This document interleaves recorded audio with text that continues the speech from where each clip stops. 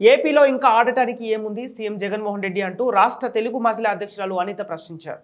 బుధవారం విశాఖ తెలుగుదేశం పార్టీ కార్యాలయంలో జరిగిన విలేకరుల సమావేశంలో ఆమె మాట్లాడుతూ ఇక నేను ఉన్నాను నేను విన్నాను అని చెప్పి ఎన్నికల్లో గెలిచిన తర్వాత అన్ని వర్గాల ప్రజలను జగన్ మోసం చేసి ఆడుకున్నారని ఆరోపించారు.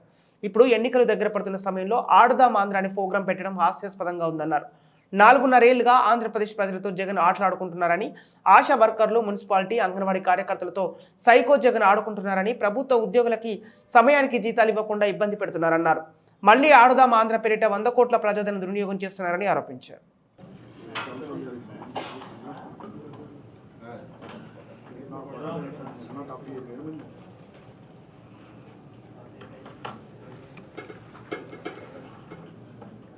అందరికీ నమస్కారం.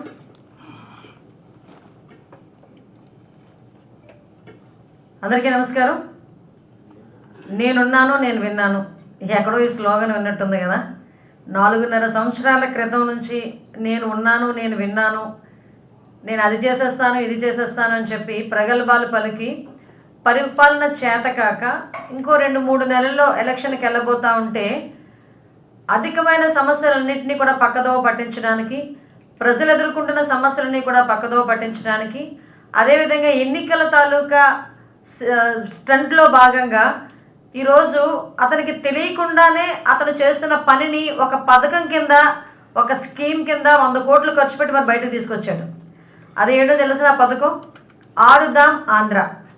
అసలు నిజంగా నాకు ఈ పథకం అదే ఆ పర్టికులర్గా ప్రోగ్రాం పేరు విన్న వెంటనే నేనైతే ఫస్ట్ నవ్వుకున్నా.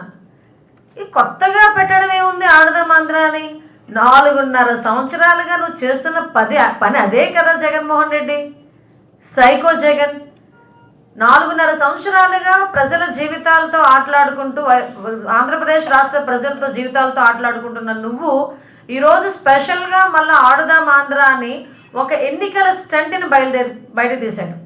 అసలు ఎందుకు ఇది ఎన్నికల స్టంట్ అన్నాను, అసలు ఏంటి ఆడుతున్నాడు అన్నది ఒకసారి వివరాల్లోకి వెళ్తే, ఫస్ట్ మనం జాగ్రత్తగా పరిశీలిస్తే ఈ ఆడుదాం ఆంధ్ర అన్న పదం అతని తాలూకా నైజానికి సంబంధించి బయటకు ఉద్భవించిన ప్రోగ్రాం ఇది. ఎందుకంటే మీరు అబ్జర్వ్ చేయండి, ఎన్నికలు అయిన తర్వాత ఫస్ట్ ఆడుకున్నది అతని తల్లితోనే, అతని చెల్లితోనే. తర్వాత వెంటనే అక్క చెల్లెమ్మల దగ్గరికి వచ్చాడు, రాష్ట్రంలో అక్క చెల్లెమ్మల దగ్గరికి వచ్చాడు. అక్క చెల్లెమ్మలతో ఎలా ఆడుకున్నాడు? కల్తీ మద్యం ప్రవేశపెట్టి తాలిబొట్లు తెగిపోతూ ఉంటే ఒక రాక్షస ఆనందం పొంది ఆటోమేటిక్గా అక్క చెల్లెమ్మల జీవితాలతోని, వాళ్ళ పిల్లల జీవితాలతోని కూడా ఆడుకున్నాడు.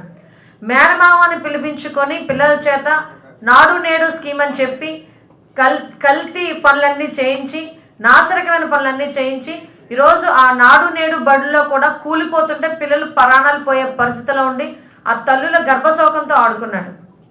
మనం ఇంకా వివరాల్లోకి వెళ్తే అంగన్వాడీ కార్యకర్తలు ఈరోజు 4.5 సంవత్సరాలుగా నువ్వు చేసిన మోసాన్ని గ్రహించి ఈరోజు ఎంతోమంది అంగన్వాడీ కార్యకర్తలు రోడ్ల మీదకి వచ్చి వినూత్నంగా వాళ్ళందరూ కూడా నిరసనలు తెలియజేస్తూ ఉంటే ఈ రోజుకి కూడా వాళ్ళ గురించి పట్టించుకునే నాదుడు లేక వాళ్ళ జీవితాలతో ఆడుకున్నాం.